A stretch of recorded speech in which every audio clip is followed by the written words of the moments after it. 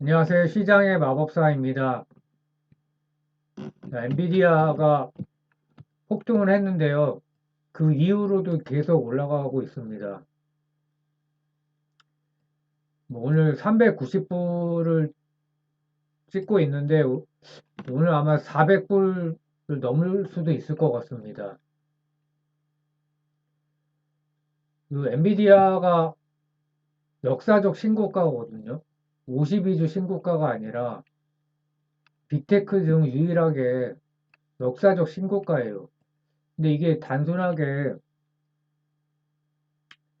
뭐 한국 주식 테마주가 아니라 이것도 물론 테마 때문에 올라갔지만 이런 이제 시총이 큰 기업이 역사적인 신고가를 기록했다는 것은 이제 상당한 의미가 있고 AI 시장이 이제 막 개화되는 상황이죠. 그래서 AI 산업이 이제 시작됐다는 상징적인 의미가 저는 된다고 생각하고 시총이 뭐 그 천조죠. 1트릴리언은 아직 안 됐어요. 환율로는 넘었지만 그리고 뭐 밸류에이션 지표로는 엄청 높습니다. 근데 이제 포워드를 보면 또 낮고요. 그래서 현재 가장 뭐 이렇게 시장 지도주라고 이제 할 수 있고 한국 같은 경우에는 얼마 전에 이제 2차 전지도 아니고 양극재가 시장 주도주였죠. 에코프로. 그리고 최근엔 JYP, 엔터.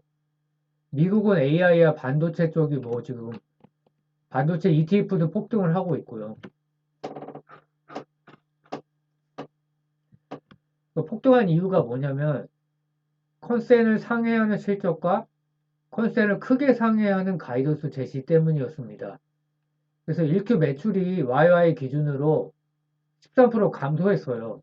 영업이익은 15% 증가했지만 좀 의외죠. 근데 중요한 게 이거죠. 컨센을 상회했다는 거. 그래서 1Q 매출이 컨센을 10.3% 상회했고 2Q 매출 가이던스가 11빌리언이었는데 컨센을 52% 상회해서 시장에서 이제 폭발적으로 반응을 했던 것이죠. 그래서 글로벌 GPU 점유율이 지금 80%라고 나오고 있고 뭐 일부 언론사에서는 90%까지도 이제 나와 있는데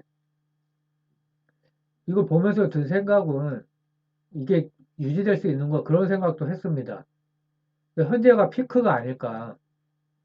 그래서 빅테크가 대부분 개발하고 있어요. GPU를. 당연하죠. 지금 되게 비싸기 때문에 애플 같은 경우 뭐 MS도 그렇고 돈이 넘치니까 테슬라 전기차 초기 점유율이 80% 이상이었는데 지금은 60% 이하까지 떨어졌죠. 그래서 장기적으로 점유율 하락이 필연이 아닌가 저는 그렇게 생각을 하고 있고 근데 지금 워낙 이제 또 주가가 세니까 뭐 지금부터 그런 생각을 할 필요는 없겠지만 그 실적을 보면 뭐 이렇게 컨센을 상회했고 뭐 전분기보다 19%가 올랐다는 거고 그 데이터 센터가 레코드를 기록했다는 거죠. 기록적인 이제 매출액을 기록했다는 뜻이고 그러니까 역대 최대라는 의미인 것 같아요. 레코드라고 한 거 보니까 이게 중요한 게 단순 테마가 아니라 AI 수요를 증명했다는 것이죠. 그래서 2분기에 뭐 이렇게 11빌리언 컨셉 52% 상해를 제시했고 다 그 내용입니다. 이제 전분기 대비해서 좋아졌다는 의미고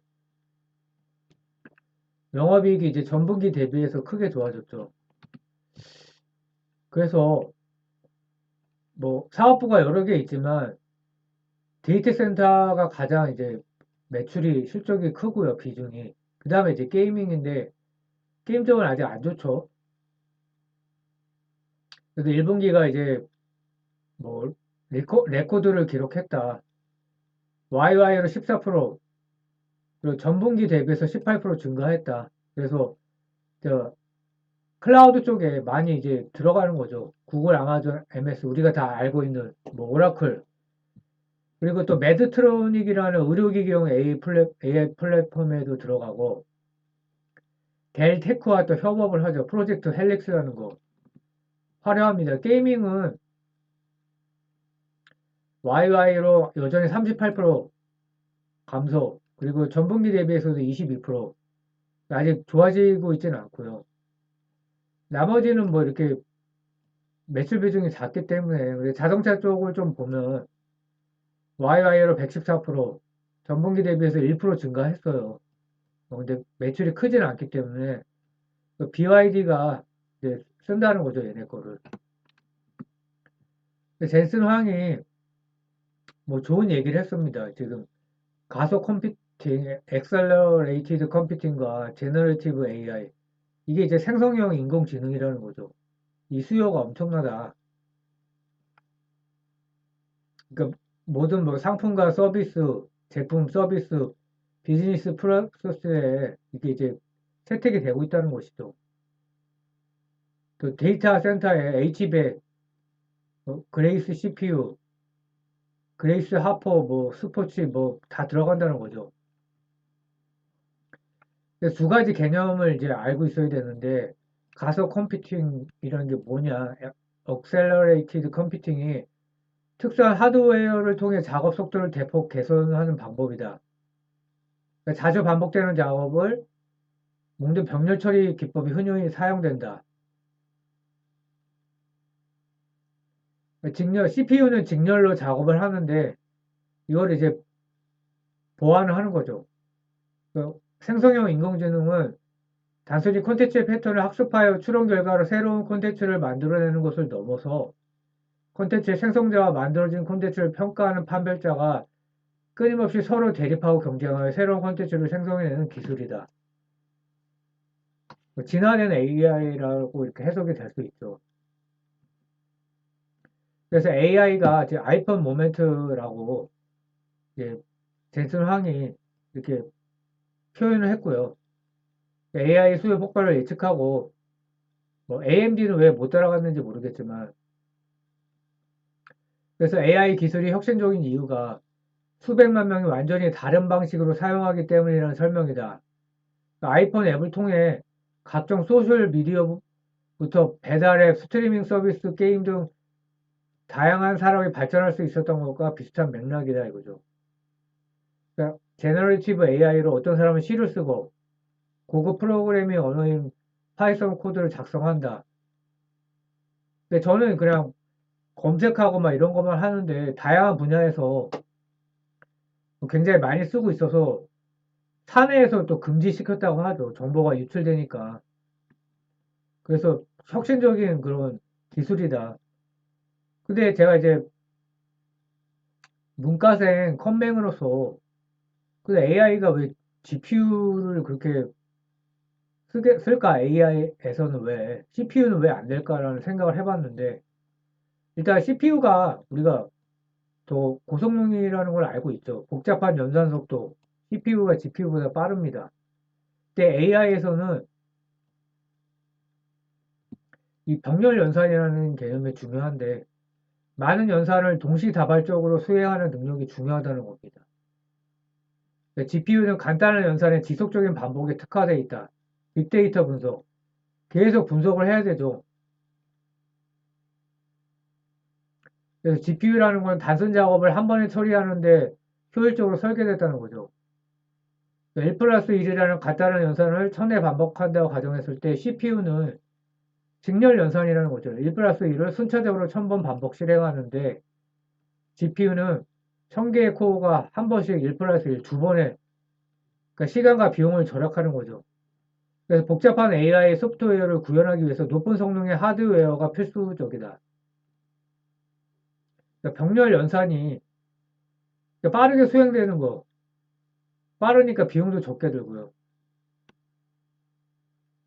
그러니까 GPU라는 거는 저는 이제 그런 생각을 했거든요. GPU 그래픽 카드인데 뭐 이렇게 대단하지? 근데 이제 GPU라는 게 대용량 그 그래픽 카드가 CPU가 과부하의 원인이 되기 때문에 그 대용량의 데이터 처리를 할 때 CPU 과부하의 원인이 됐기 때문에 이제 이걸 해결하기 위해서 GPU가 나왔던 건데 병렬 연산에 적합하도록 코어 수를 늘렸는데 이게 이제 AI에 딱 맞아 떨어진 거죠. 얻어 걸렸다고 할 수 있나요? 그래서 CPU는 비용 문제가 있다. 하드웨어 구매, 서버 비용이 엄청나고 전력도 많이 사용하니까 전력 비용도 들고요. 이게 또 환경 문제하고 결부가 되겠죠. 그래서 2012년에 저는 전혀 몰랐는데 이런 실험을 이미 했다고 합니다. 앤드류 응 교수라는 분이 그 인공지능에서 세계적 권위자인데요. CPU 서버 1000개를 병렬 연결을 했다고 합니다. 근데 서버 구축 비용이 50억, 60만 와트의 전력을 사용했죠. 근데 엔비디아가 당시에 우리 걸로 훨씬 적은 서버를 할 수 있다. 말이 되냐 이제 이렇게 했겠죠. 그래서 GPU 가속화 서버 세대로 동일한 성능을 증명을 해서 놀랬다고 하죠. 50억이었는데 3,300만 원에 4,000 와트를 해냈다. 그래서 저도 이제 의문이 해소됐습니다. 그리고 AI는 이제 우리가 AI 하면 떠오르는 게 알파고죠. 2016년이었나요? 그래서 그때 충격을 받았었는데 그게 이제 벌써 7년 전이고 기사를 보면 벌써 2017년도에 AI 시대에 난데없이 엔비디아가 뜨는 이유는 GPU가 이제 중요하다는 게 그때 이미 이제 아는 사람은 알고 있었던 거죠. 그러니까 새로운 게 아니고 완전히 준비가 된 기업이다. 근데 왜 AMD는 못했을까? 사실 저도 그거는 이제 모르겠습니다. 그래서 지금 최근 시장을 좀 정리해 보면 미국이 그 S&P가 PER이 높고 기업 실적이 뭐 증가하기 어렵다고 했는데 1Q가 예상보다 실적이 좋았죠. S&P의 컨센을 상회하는 기업 비율이 꽤 높았고 근데 이제 빅테크가 쏠림이 지금 심한 상황이에요. 얘네가 이제 아무래도 선방을 했겠죠. 실적을 애플도 그렇고 메타 같은 경우에는 이제 자사주 매입 소각 또 비용 절감으로 많이 올랐고요. 그래서 저는 그럼 6월 금리 동결 시에 주도주가 변화할까?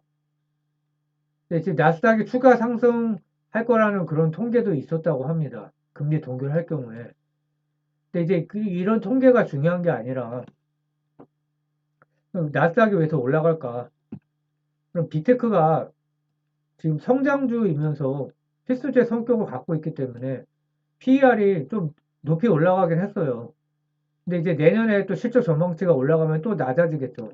엔비디아처럼. 애플 MS는 서비스 기업이면서 알파벳도 그렇고요. 우리 실생활에서 이제 없으면 안 되는 기업이 됐죠. 어떻게 보면 생활 필수제예요. 노트북, 스마트폰 없이 살 수가 없죠.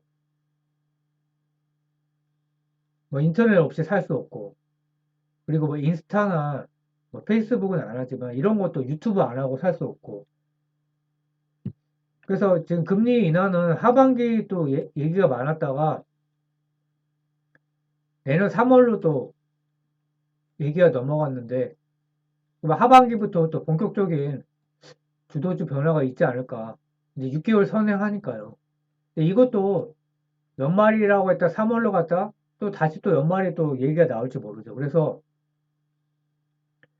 매매를 할 때 엔비디아나 USD라는 ETF가 있습니다. 이게 반도체 2배짜리인데 한 배짜리는 쏙쏘죠.